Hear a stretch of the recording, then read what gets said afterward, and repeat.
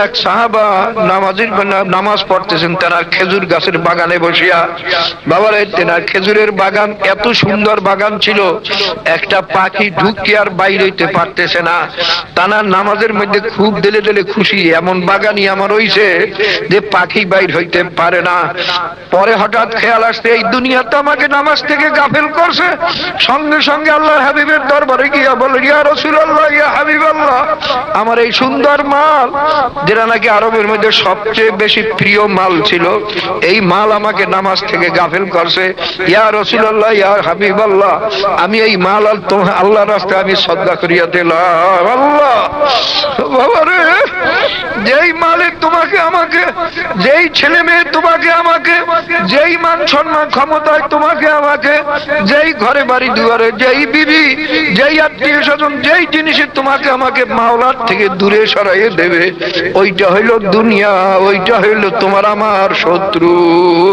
ইন্নামা আমওয়ালুকুম ওয়া আওলাদুকুম আদুউল লাকুম, আল্লাহ পাক ফরমান, নিশ্চয় নিশ্চয়ই তোমাদের মাল এবং তোমাদের আওলাদ তোমাদের জন্য শত্রু। কিন্তু কোন আওলাদ বাবারে? যেই আওলাদ নেককার হবে না, ওই আওলাদ আসলেই তোমার আমার শত্রু, আমার মাল লুট করিয়া খাবে। বাবারে, আজকে যে আমার মাল লুট করিয়া নিয়ে যায় তাকে ডাকাত বলি, শত্রু বলি, তার পিছনে কত লাগাই লাগে, আমার জমি নষ্ট করতে চায়, আমার মাল নষ্ট করতে চায়। কিন্তু বাবারে, তুমি আমার মরার পরে তো ছেলে মানে সমস্ত মাল লুট করিয়া খাবে। এই ছেলে মানে তো আসলে ডাকাত। কিন্তু বাবা, ওই ছেলে মেয়ে ডাকাইত হবে না। আও ওয়ালাদুন সালিহিন ইয়াদউ লাহু, এমন ছেলে যদি রাখিয়া যাইতে পারো যে নেককার, তোমার জন্য দোয়া করবে। বাবারে, এই ছেলে মেয়ে যদি রাখিয়া যাইতে পারো, তাহলে তুমি মনে করবা নেমাত রাখিয়া গেল। বাবারে, আর যে ছেলে মেয়ে তোমার দোয়াগির হবে না। বাবা, নিজের পিঠ নিজে খাও যাইতে যত আরাম লাগে, নিজের পিঠ নিজে চুলকাইতে যেরকম আরাম লাগে, অন্যের দ্বারা চুলকাইলে সে কাজ হয় না। বাবারে, আমার আব্বার জন্য যখন আমি দোয়া করি, তোমার আব্বার জন্য যখন তুমি দোয়া করো, তোমার চোখের থেকে টলটলাই পানি আসে। দেখি তুমি আমার সফরে যাই, কত লোকে বলে, হুজুর আমার আব্বা জানের কবরটি জিয়ারত করেন।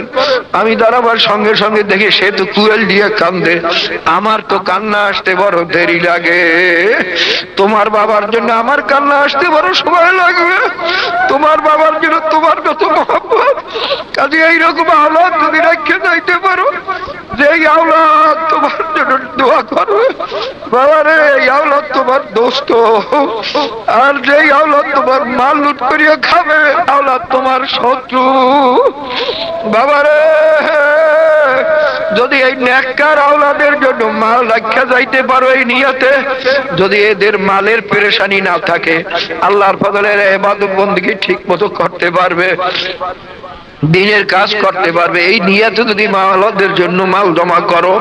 আর যদি মনে করো এরা বড় লোক হইবে, বাবা এখন তো বড় লোক হইনি, ঘরে টেলিভিশন ওঠে, ঘরে বাবা কত কিছু ওঠে, আল্লাহ, তখন আর মুসলমানের ঘর থাকে না, ওটা খ্রিস্টানের ঘর হইয়া যায়। বাবারে, নামে মুসলমান কামে খ্রিস্টান।